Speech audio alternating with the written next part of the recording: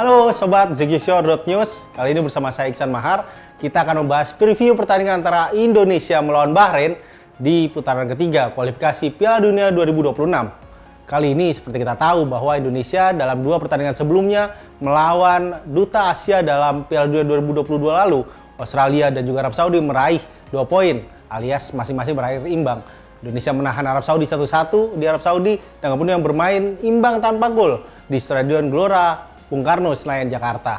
Dan bagaimana peluang Indonesia melawan Bahrain?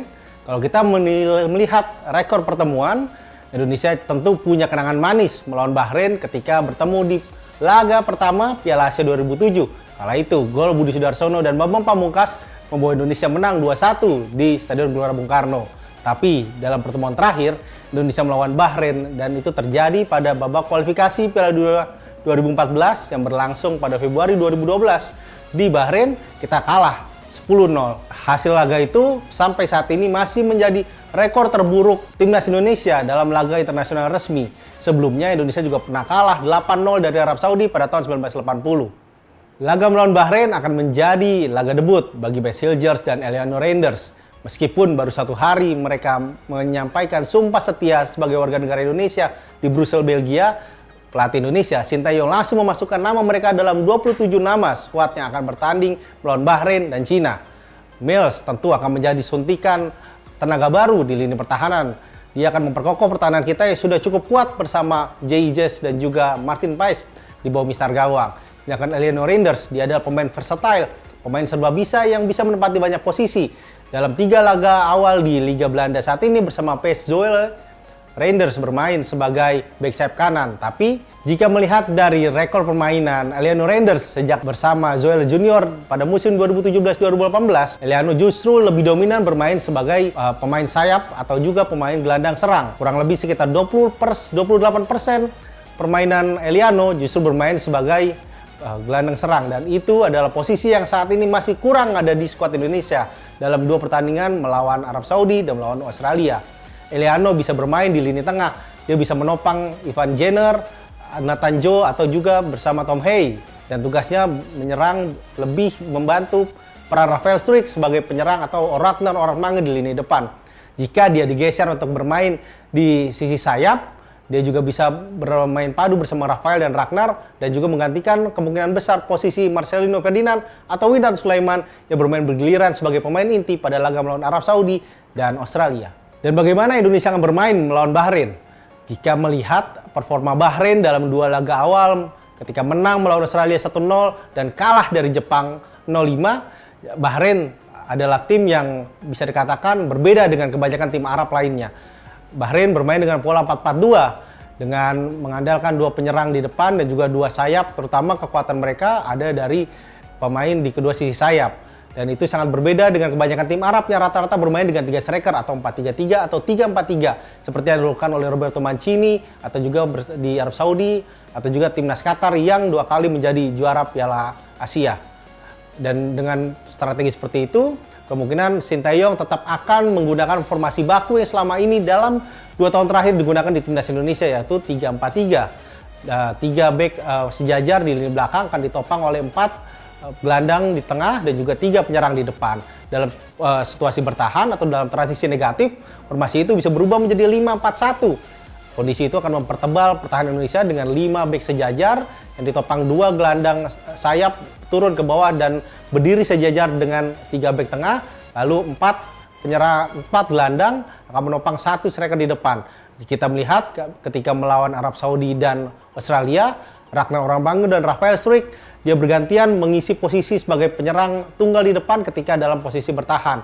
Tugas penyerang tengah yang berdiri tunggal ketika dalam posisi bertahan adalah memulai adanya serangan balik Indonesia.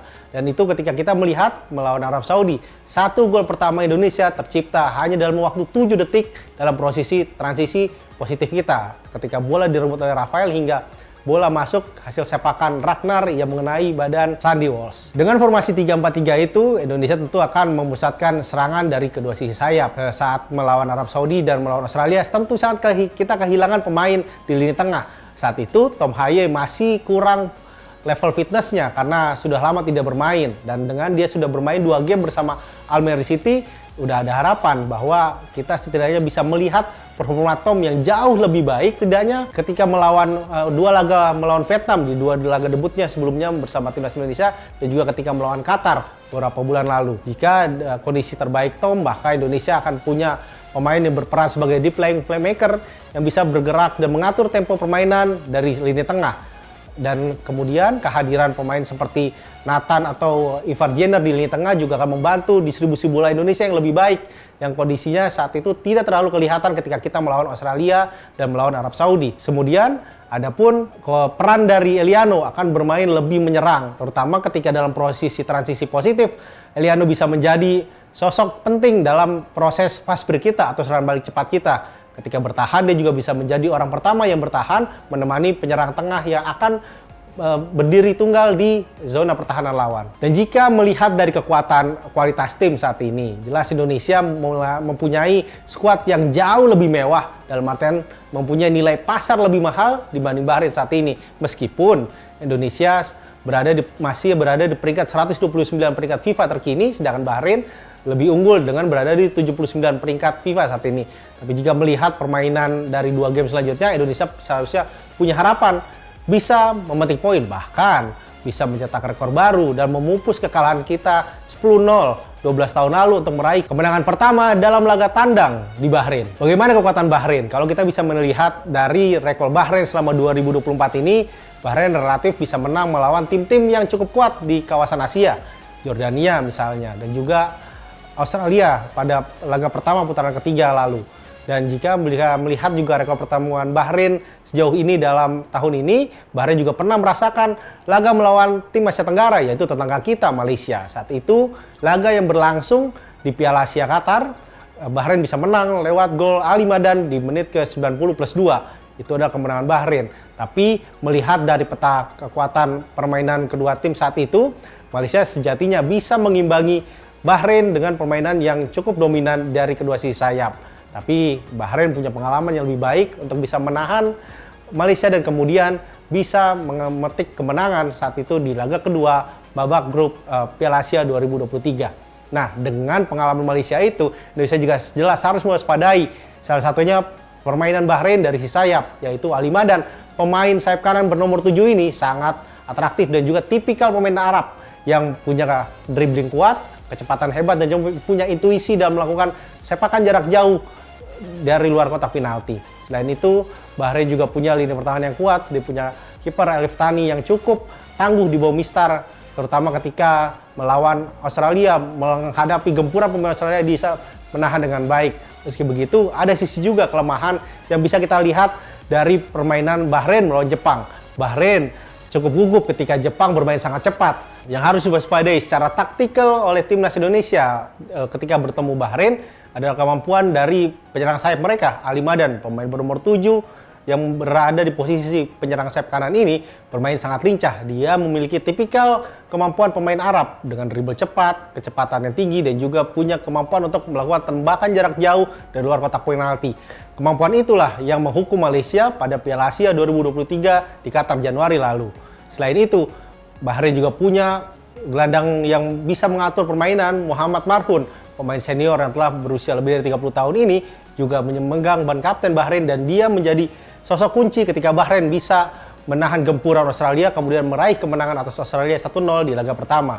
Selain faktor taktik, ada juga faktor non-teknis yang harus diwaspadai Indonesia. Supporter Bahrain yang kita tahu memberikan serangan laser kepada para pemain Jepang, meskipun serangan itu tidak membuat Jepang lengah atau membuat Jepang terpengaruh dalam permainan mereka, tapi hal itu tentu harus menjadi perhatian timnas Indonesia. Meski begitu, Indonesia juga harus mewaspadai sideward dari pemain Bahrain yang relatif suka memancing emosi pemain. Itu terlihat ketika pemain Australia mendapat kartu merah akibat terpancing emosinya oleh pemain Bahrain, lama melakukan perawatan ketika mereka terjatuh karena cedera. Itu harus diantisipasi oleh Indonesia, apalagi banyak pemain Indonesia yang punya karir dan memulai permainan sepak bolanya di Eropa yang notabene hampir mirip dengan Australia.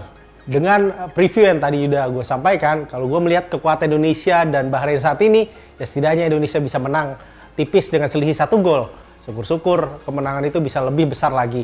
Tapi hasil minimal setidaknya minimal membawa hasil 1 poin dari Bahrain. Kalau kalian gimana? Mungkin bisa tulis di kolom komentar prediksi kalian tentang pertandingan Indonesia melawan Bahrain. Dan demikian prediksi gua tentang Indonesia melawan Bahrain. Sampai jumpa di episode selanjutnya. Bye-bye.